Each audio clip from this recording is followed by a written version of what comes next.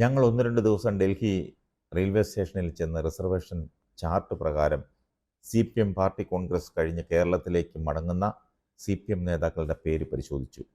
അങ്ങനെ പാർട്ടി കോൺഗ്രസ് കഴിഞ്ഞതിന് ശേഷമുള്ള ഒരു ദിവസം റിസർവേഷൻ ചാർട്ടിൽ EP ജയരാജനെന്നും വിജയനെന്നും മറ്റും പേര് കണ്ടു. ആ ട്രെയിനിൽ വെച്ച് വിജയനെയോ ജയരാജനെയോ കൊലപ്പെടുത്താൻ തീരുമാനിച്ചു. EP ജയരാജൻ വധശ്രമക്കേസിലെ ഗൂഢാലോചനയുടെ പേരിലുള്ള കേസിലെ 3-ാം പ്രതിയായി പ്രതി ചേർക്കപ്പെട്ടിരുന്ന തലശ്ശേരിക്കാരൻ TP രാജീവൻ്റെ മൊഴിയിലൊരു ഭാഗമാണിത്.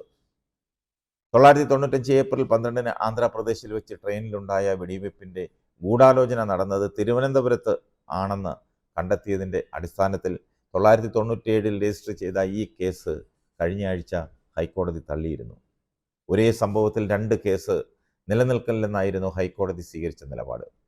ഇതിനെതിരെ സംസ്ഥാന സർക്കാർ സുപ്രീം കോടതിയെ സമീപിച്ചിരിക്കുകയാണ്. ബ്രണ്ണൻ കോളേജ് കാലം മുതൽ കെ സുധാകരനൊപ്പം ഉണ്ടായിരുന്നയാളാണ് ഈ മൊഴി നൽകിയിട്ടുള്ള TP രാജീവൻ. സുധാകരനൊപ്പം യാത്ര ചെയ്യുമ്പോഴുണ്ടായ CPM ആക്രമണത്തിൽ കണ്ണിന് ഗുരുതരമായ പരിക്കേറ്റിരുന്നു. ഇതിനുശേഷം കടുത്ത ഇടത് വിരോധിയായി മാറിയ രാജീവനാണ് ഈ കേസിലെ പ്രധാന പ്രതികളെ സുധാകരൻ്റെ മുന്നിലെത്തിച്ചത്. CPM ആക്രമണത്തിൽ അടുപ്പക്കാർ പലരും മരിച്ചുപോയ വിക്രം ചാലിൽ ശശിയും പേട്ട ദിനേശനും ഈ കൊട്ടേഷൻ ഏറ്റെടുക്കുന്നത് അങ്ങനെയാണ്. CPMൻ്റെ പ്രധാനപ്പെട്ട ഏതെങ്കിലും നേതാക്കളെ കൊലപ്പെടുത്തി കണ്ണൂരിലെ അക്രമ രാഷ്ട്രീയത്തിന് അറുതി വരുത്തുകയായിരുന്നു ഉദ്ദേശമെന്നാണ് മൊഴിയിൽ പറയുന്നത്. അത് കേരളത്തിന് പുറത്തു വെച്ചാകണമെന്ന് ധാരണയായത് കെ സുധാകരനെ കണ്ട ശേഷമാണ്.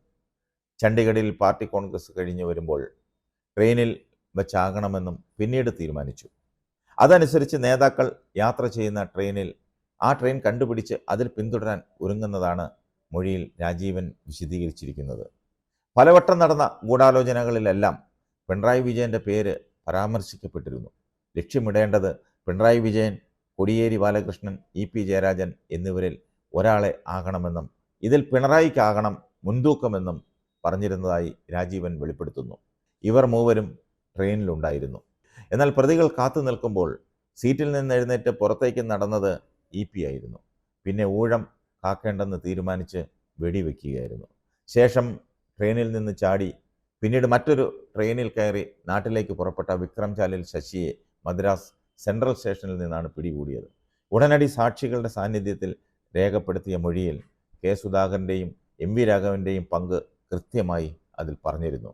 പലപ്പോഴായി 4 തോക്കുകളും സംഘടിപ്പിച്ച് നൽകിയ കെ സുധാകരൻ ഇരുവർക്കും 10,000 രൂപ വീതം നൽകുകയും ചെയ്തു. പാർട്ടി കോൺഗ്രസ് തീരുന്നതിന് കൃത്യം ഒരാഴ്ച മുൻപ് തലശ്ശേരിയിൽ നിന്ന് ട്രെയിനിൽ ഇരുവരെയും ഡൽഹിക്ക് അയച്ച് അവിടെ താമസ സൗകര്യവും ഒരുക്കിയിരുന്നു. പ്രതികളിൽ നിന്ന് 4 തോക്കുകൾ ആന്ധ്ര പോലീസ് പിടികൂടിയിരുന്നു.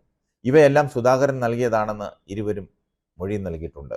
തിരുവനന്തപുരത്ത് ഇവർ താമസിച്ച ശ്രീദേവി ടൂറിസ്റ്റ് ഹോമിൽ നിന്നും സുധാകരൻ താമസിച്ചിരുന്ന തൈക്കാട് സർക്കാർ ഗസ്റ്റ് ഹൗസിൽ നിന്നുമുള്ള രജിസ്റ്ററുകൾ കേസിൽ തെളിവായി പോലീസ് ശേഖരിച്ചിരുന്നു. കൂടാതെ ശ്രീദേവി ടൂറിസ്റ്റ് ഹോമിൽ താമസിച്ചുകൊണ്ട് തൈക്കാട് ഗസ്റ്റ് ഹൗസിലേക്ക് ഇവർ വിളിച്ചതും തിരിച്ചു വിളിച്ചതുമായുള്ള ഫോൺ കോളുകളുടെ പട്ടികയും കുറ്റപത്രത്തിനൊപ്പമുണ്ട്.